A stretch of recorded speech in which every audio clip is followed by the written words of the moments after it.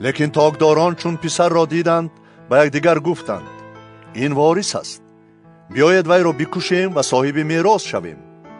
و او را گرفته از تاگزار بیرون برآوردند و کشتند.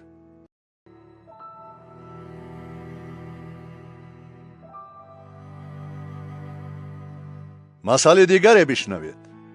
صاحب خانه بود که تاق شناخت، دیوار گردش کشید، چرخوشت در آن ساخت، برج برپا کرد و آن را به تاقداران سپرد و به سفر رفت.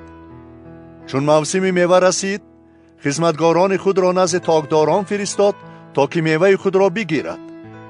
لیکن تاقداران خدمتگاران او را گرفته بعضی را زدند، بعضی را کشتند و بعضی را سنگباران کردند. باز او خدمتگاران دیگر را فرستاد که از پیشتر زیادتر بودند. با آنها نیز همان طور عمل کردند. در آخر پسر خود را نزد آنها فرستاده گفت از پسرم شرم خواهند داشت.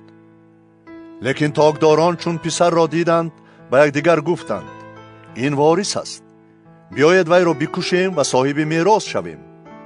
و او را گرفته از تاگزار بیرون برآوردند و کشتند. پس چون صاحب تاگزار آید با آن تاگداران چی خواهد کرد؟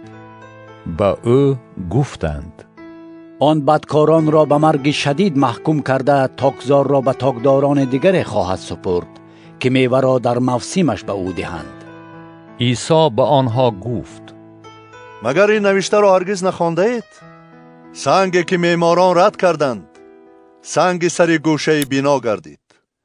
این از جانب خداوند شد و در نظر ما حیرت انگیز است. بنابراین به شما میگویم که ملکوت خدا از شما گرفته به خلق داده خواهد شد که میوه آن را بیارد.